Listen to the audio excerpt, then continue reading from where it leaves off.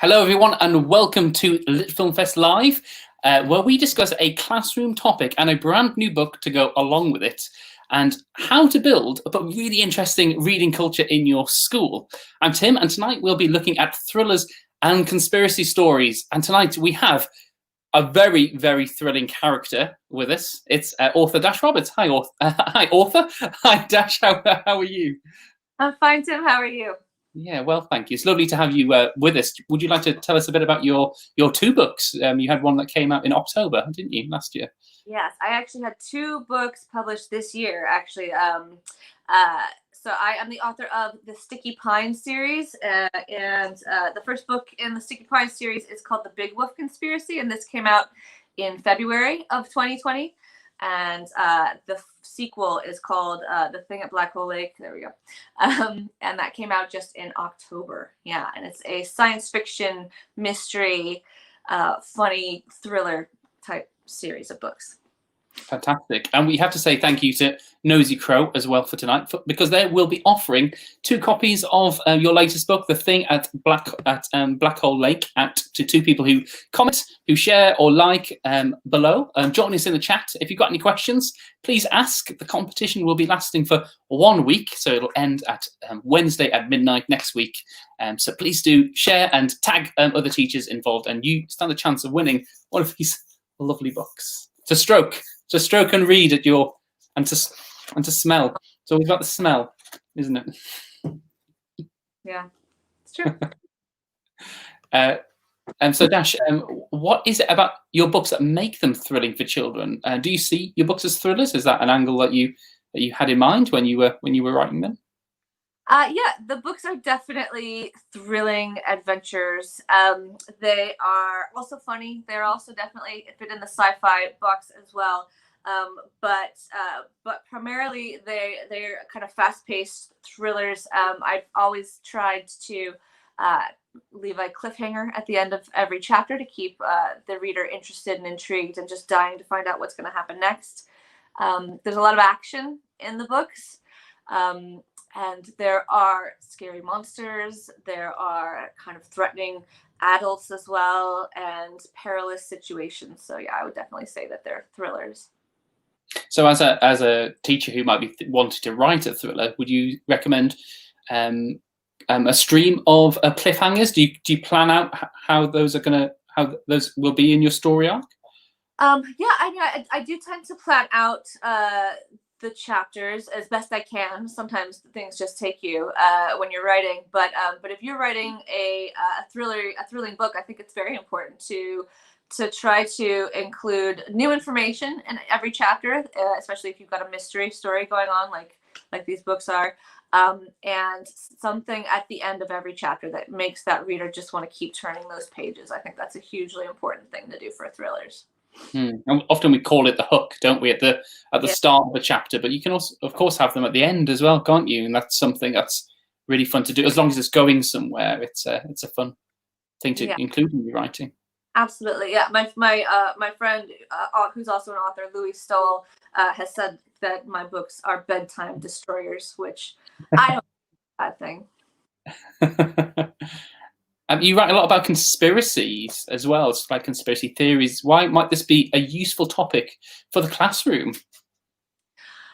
Yeah, well, I think it's important for books to reflect the world that kids live in, and I think kids are interested in reading about books that kind of reflect the world they're in. And you know, today with the invention of the internet, with the way that politics are, it's just we're living in a world of conspiracies where it's difficult to know what's true and what's false and who you can trust. Anyone can say anything, and it can be broadcast out to the world. And so, yeah, conspiracies are everywhere. And I just think it's kids know that, and they're going to be interested in that. And just to our viewers, anyone watching, if you have had any children who have talked about maybe fake news or any conspiracies or any issues in the media, we'd love to know. We'd love to know what your kids. So just include in the comments, and we'll answer anything that you put to me and Dash as well. And just kind of on that, how can teachers use things like fiction to deal with real life issues like fake news, which you obviously touch on a bit, don't you, in your books, particularly Big Wolf, which is the book I really enjoyed as well. Well, I think one of the things that I definitely like to touch on in these books is the nature of the truth. I think that as the character Lucy says, the truth is the only thing that matters in this tricked out, photoshopped world. She is obsessed with what is true, and I think it's important to kind of interrogate how kids can know what the truth is. You know what I mean? How do you know if somebody's lying to you? How should you respond to that? Does it matter? Who can you trust? And is there such a thing as objective truth? I think stories and fiction can kind of help us look at just the nature of truth and how maybe why people lie as well, and what effect that can have on a character, on a town, on a society. Those are all ideas that I explore in the Sticky Pines series. Can you explain a bit about how that is manifested in the thing at the Black Hole Lake? Is that something you can explore with us, or is that spoilers? Well, I mean, there's certainly spoilers, but I mean, Milo sees something in the lake. And he doesn't really know who to tell about that, because he's kind of in a place in his life where he isn't really that trustworthy of his family, of his friends, for reasons that are kind of explained in the first book. And so he sets on his own to discover what the truth is and to be certain of what it is before he wants to tell other people about it. And the only person that he actually knows would believe him no matter what is his friend Lucy, who isn't really his friend anymore at the end of the Big Wolf conspiracy. And through their kind of search for the truth, they each are kind of investigating their own mysteries in this story. Through that, they find a way to see if their relationship can maybe be repaired. Interesting. Mm-hmm. We've got Wendy. Thanks for commenting, Wendy. My year 5 class are absolutely obsessed with the idea of fake news and Trump's elections conspiracies. And then crying face, you can't do anything but crying face emoji, can you, at that, Wendy, I think? Yeah. I think that's something, it's nice to see actually children outraged. Yeah. I think it's such untruth. I think kids care about the truth. They know what's true and what's not. And when they see people, adults, that you're supposed to trust, lying to them, I think it's enraging. And that's how my characters feel when they are confronted with lying adults. It's infuriating. Rightly so. Yeah, absolutely. So how do you think children could start in writing their own thriller? Like, where would a teacher start, or even where did you start as well to plan out and actually think, this is what I'm going to write? That is a good question. Well, I was always really interested in TV shows like The X-Files and stuff when I was a kid, and Twin Peaks. And so I knew I wanted to write a mystery. And I think the combination of having an overarching mystery and having some nice, fun action is a really great place to start when you're planning out a thriller. So you have to know what your mystery is.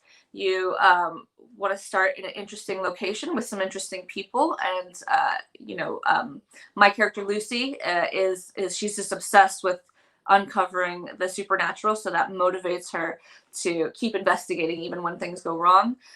And things keep getting in their way. You can't make things easy for your characters, and you have to put them in a little bit of peril and have them make decisions which maybe might lead them into dangerous situations and maybe aren't the smartest ways to go about doing things, but they make those decisions for noble reasons, because they're trying to save somebody, or they want to know the truth, or whatever it is. I think that those are all interesting elements of writing a thriller. They all have to go down to the basement up by themselves at some point, don't they? Yeah, you can't be the smart person that says, I'm gonna leave and go call the police. No, you have to go down into that basement. There yourself. Yeah, exactly. And I suppose it's when you put them in peril, isn't it? Often by themselves, or how you pick off the group. Is that something that you really think about? Sure. Yeah, and my stories are set in a very small town as well, which you wouldn't normally think it would be dangerous, right? It's it doesn't have a huge population. Kids are allowed to kind of go off and hike on their own and go out in the woods on their own, ride their bikes to one another's houses, and so they're often kind of separated from the adults, and the peril comes in surprising ways because of that. Yeah. Great. I also think, just back onto truth and being false, wasn't it a lot more subtle? People's lies are a lot more clever and subtle post, like pre-Trump, weren't they? But I think post-Trump, it's just so blatant, isn't it? I think fiction probably will match it, actually, because it's got such a profound effect on children and their attitudes. And completely, yeah. I mean, just the fact that you can tell such a brazen lie, I think especially for kids, it's just so frustrating, because you shouldn't be able to do that. And you didn't used to be able to do that. And you get in trouble if you do that if you're a kid. Why aren't the adults getting in trouble? It's infuriating. Yeah, my character Lucy is very infuriated by all that. You could take on Trump. Him. Trump, exactly. And do you see many examples of schools using your book to encourage children to read more as well? Have you seen how your book is celebrated, or how it's given to a certain type of reader? Yes, I have seen lots of pictures of students reading the books. I hear things all the time from teachers. Teachers especially like to give the books to their reluctant readers, because I think the books are fun, they're exciting, they're very fast paced, and the mystery really moves along. Like I said, there's a cliffhanger at the end of almost every chapter, and it really does tend to get kids reading. So if kids already love reading, then they have no problem finishing the series. But it tends to be one of the books that a reluctant reader will sit quietly with for quite some time and just keep reading and blow through in just like a couple days, which is so rewarding to see. It's been wonderful. And also the books do have, some of my characters have a little bit of a creative vocabulary in the books, which are swear-like words, but aren't actually swears. So words, like holy slug spit, or or cripe peat moss, or cripe sauce, and things like that, which are words that I just think are really fun to say, really fun to come up with, and fun to write. And there have been stories of kids passing around the Big Wolf conspiracy, or the thing at Black Hole Lake, illicitly, saying, you check out the words in here. Oh my God, they can say these, and they're not actually swears, but they're fun. That's the biggest conspiracy of them all. They're not swears. No, it's good, and I do like the way, it clearly looks like a mature book. So it's sizable, isn't it?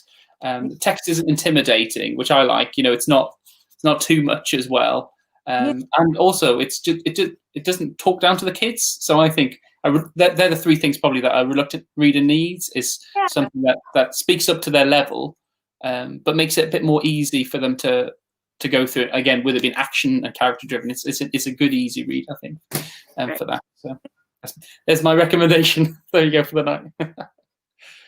Finally, do you have any recommendations of other children's thrillers or conspiracy books that you're aware of? Yeah, well, I've read a lot of wonderful, thrilling books, even ones that were just out this year. There's The Girl That Stole an Elephant, which is a thrilling adventure. That's very character driven, which I loved. There's Where the World Turns Wild, which is another thrilling adventure. Kids kind of set off into the woods on their own. There's kind of a conspiracy in that one as well, because they're the mayor of their town is kind of keeping them trapped, and also it's really relevant because there's a pandemic going on in that book as well. Wow.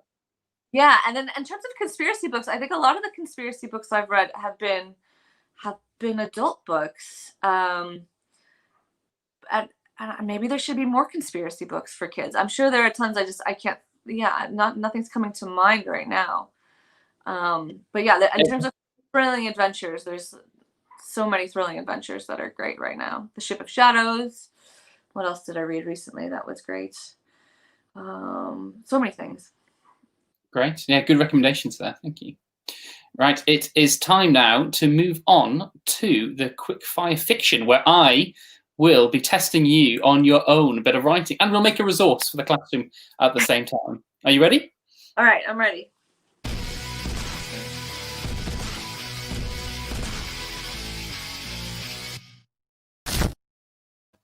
Okay, Dash, you're going to do a short reading for us. So if you'd like to introduce your extract that you'll be reading, and then get ready for the test. Okay. So this is a reading from The Thing at Black Hole Lake. And in this story, as I mentioned, Milo Fisher and Lucy Sladen are no longer speaking because of the events that happened in the Big Wolf conspiracy. And in order to avoid Lucy at a Halloween party, Milo decides it would be a good idea for him to walk home by himself through the woods all alone. And he comes across a abandoned boat, and he decides to row across the lake to shorten his time. And on his way across the lake, he discovers that his boat is sinking. And not only that, but there is something in the water with him. And we meet Milo now just as he is realizing what that might be. So the puddle was halfway up Milo's shins now, the boat barely staying afloat.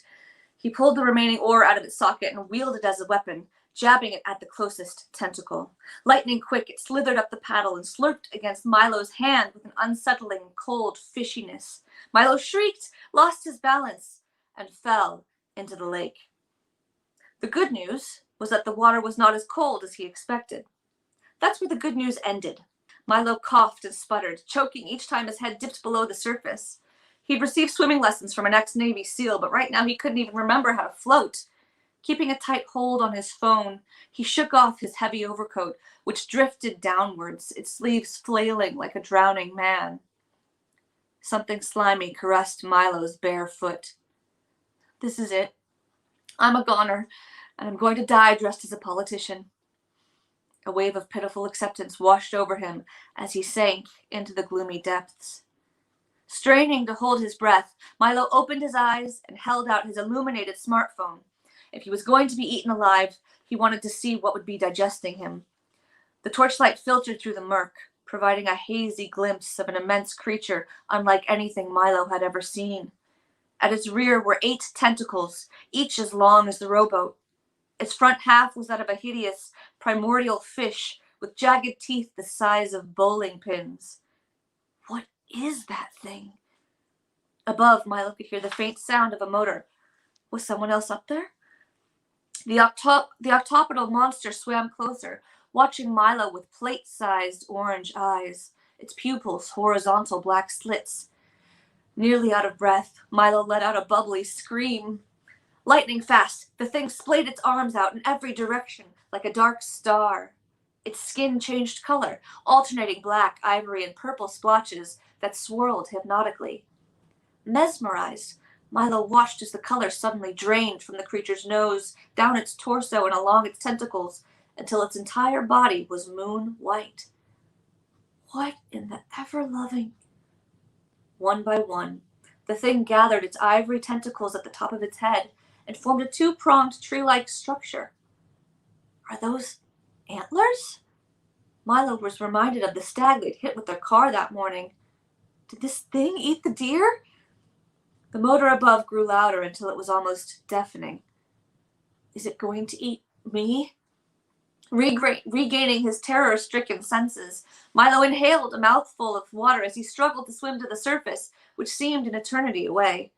Then he felt something soft and solid beneath his feet. Nudging him with its wide, flat nose, the thing propelled him forcefully out into the night air with a splosh.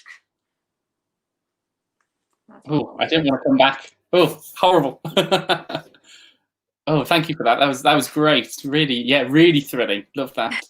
Thank you. And onto that, now onto the really thrilling part of the interview is where I get to test you. Are you ready? Okay. Yes, I think so. Go ahead. You will be graded at the end of this, and you're already sitting in the corner with a hat on anyway. So even if you get them wrong, doesn't matter. What happens to Milo's coat? How is it described with a simile, and what effect did you want that to have on the reader? Yes, so the simile, so Milo takes off his coat when he's underwater because it's too heavy and it's dragging him down. And the simile is that it, as it's floating down, its arms are flailing like the arms of a drowning man. And yeah, I mean, Milo himself is trapped in the water. He's having a difficult time swimming. He's trapped there with a large, scary-looking creature. And I think the simile puts in the reader's mind that maybe Milo might be in a little bit of trouble here. Might be in some mortal peril. Yeah. Like a drowning man himself. And himself, exactly. Yeah. Ooh, very good. Like that. That was really, really powerful. What does the word primordial mean? Does it mean, multiple choice, A, really, really scary, B, something that looks like it comes from the beginning of time, or C, a descriptive word to describe how something looks juicy? Well, I like the last one there, but I want to venture a guess. So I can give maybe a minute now. The word primordial, it means something that looks like it may have come from the very beginning of time. Yeah, it's something ancient and yeah, almost primitive, I'd say. Yeah, ancient's a good synonym for that, isn't it? I think that's a good way of describing that. Even though the thing probably was a bit juicy, I imagine. Definitely juicy looking thing. Yeah, it's true. Slimy. The juicy thing at Black Hole Lake. That's the alternative. A lot of slime in my books as well. So much slime. So much slime. And how does Milo feel when he sees the thing? I mean, I think that's a good question. He is scared, of course, but I think he's also a little bit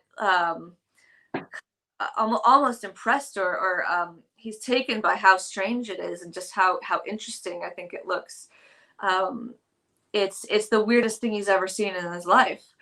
And yeah, but his teeth are the size of bowling pins, so I think he's pretty scared it's just gonna eat him. And yeah, it did just steal his ore, and I mean, he's terrified. He thinks it's gonna eat him. He thinks it's gonna kill him. Yeah. Yeah, and yet he is like mesmerized or hypnotized. You kind of allude to as this strange creature changes color. I love the description there. It really, wow. I was trying to visualize it as I was reading it and be like, wow, what is it? It's right? Almost beautiful, and how hideous it is. I think, yeah. Ooh, nice. And onto that, how is the thing described? How do you describe it in the chapter? It's kind of a combination of real creatures kind of all put together. It's got a kind of a primordial fish face. It's got the jagged teeth, but it has these tentacles that come off the back of it, and it's really large as well. It's like the size of like a Volkswagen van, and that's big. That's the biggest thing, obviously. Exactly. And yeah, and I did a lot of research in terms of how like octopus's skin changes color. They are able to change every part of their like every cell of their skin, like just at the drop of a hat, to blend into their surroundings or to communicate emotions. It was something that was really cool, and it's based on real life. So that's cool. Yeah. Just kind of on that, have you seen a documentary called My Octopus Teacher? I have, yes. It's brilliant, isn't it? Because I think they're so smart. Yeah, it really is worth watching.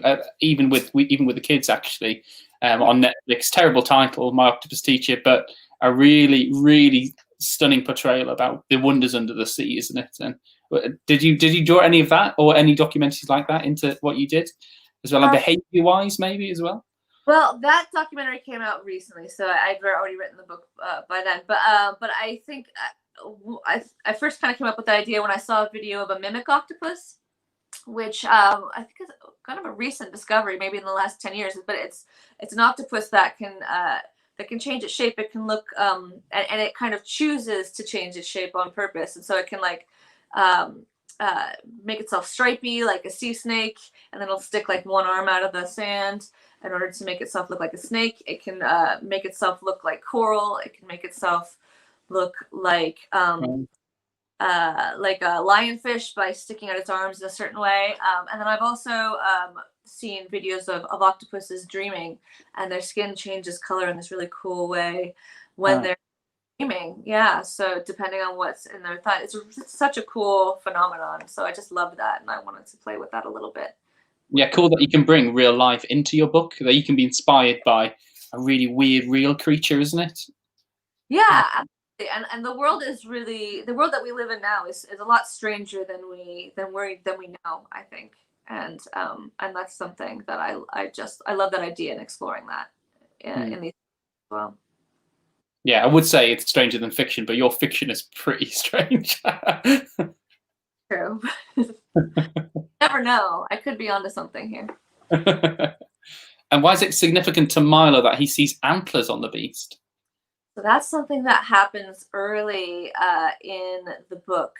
In the first chapter, Milo and his father, who is a very wealthy businessman who is running the what was the local sweetener factory until it was something happens to it in the first book. But anyways, yes, they're driving in their fancy sports car along the Nuco property, and they hit a deer, and the deer seems to be okay initially, but then it swims off into the water and it disappears, and there's a dark shadow under the water when that happens as well. So it's possible that this creature ate the deer. Yeah. So Milo was a little bit traumatized from that in the first chapter. Yeah, I bet. Yeah. So is this creature taunting him with that comparison? Somehow, I mean, it knows about the deer. Wow. Ooh. Yeah. And what does sploshk mean? What type of word is? I really practiced the k at the end there. Well, I wanted to. I like to write books that are fun to read aloud. And I love the rendition that the audiobook has. My Patricia Rodriguez reads the books for the thing, and she has a lot of fun with it. But yeah, these books are supposed to be fun to read aloud, and so I've added a lot of onomatopoetic words in there, most of which I do like to make those up as well. Yeah, so that's big splashy sound, that's just what I imagine what it would be like if you're coming out of the water splashing and you cling to the edge of the boat. All those sounds kind of combined into one sound. Splosh. Yeah, I like that kind of harsh note at the end. You can hear it actually if you really listen for it, can't you? But yeah, exactly. Yeah, definitely. Yeah, and you said it on onomatopoetic or onomatopoeia is the type of word that it is, just in case you are looking for the answers, kids, for that question. Thank you so much for joining us, Dash. Don't forget to check out, if you're interested, The Big Wolf Conspiracy, which is the first in the Sticky Pine series. And then obviously we have the second, The Thing at Black Hole Lake, which is great. I'm partway through this now, actually really enjoying this, which is great. Do you have any more in the pipeline? Yes, there is a third Sticky Pines book that I am finishing up right now. Ooh, are we allowed to know anything about that, or is that? No, not yet. No, but much more will be revealed in the next book. There will be some very big revelations that happen if you've been following. Do you have a release date for that? Do you know when that's coming out? Or I think it's coming out next fall, so fall 2021. Okay, great. Well, look out for that. You've heard it here, maybe first. I don't know. Could be first. Let's say it's hot off the press. Thank you, Dash, for joining us. That was really great. Fantastic fiction that you delve with, and it's great to see you inspiring so many readers. Thank you. Thank you so much for having me. It's a pleasure, as always, to talk with you. Take care. Happy Christmas. Happy Christmas. Bye.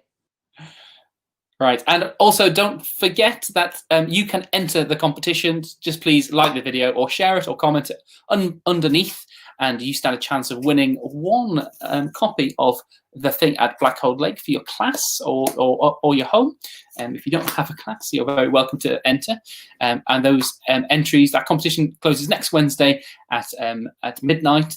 And it's a UK entry only, please. And the winners of last week's competition by Mr. Gun by Andy Stanton is Kate Willett, Matt King, and Ian Taggart.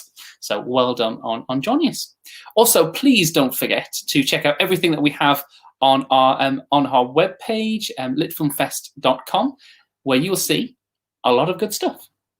We've been producing the Quickfire Writing Challenges, especially for you and your class and home learning. We've released many of these projects for free, so your children can learn about how the world works with a simple video before writing about it themselves using the Quickfire questions. We've also included lots of other activities to keep your children engaged around this topic, so you could teach this in one afternoon. You could teach it remotely if your bubble has burst, or across a whole week's worth of lessons. And finally, we're hosting many of the Reading Rocks review projects for free this year. They're designed to inspire a love of reading across your school by simply reading a book, using the Reading Rocks review project to review a book, and then create a video review of that. They include planning, whiteboard slides, supporting resources, and videos to inspire a love of writing and reading in your class. So check everything out online at litfilmfest.com. Thanks so much for joining us. Don't forget to join us next week as well, where we have Joe Wilson to talk about his new interesting modern take on adventure stories, The Island That Didn't Exist. And I'm quite interested in that one as it has a bit of a twist on it, the environmental theme as well. So it fits in very well with LitFilmFest stuff. And that's it from me tonight. Thank you very much for joining me. Take care, everyone, and happy December Ween.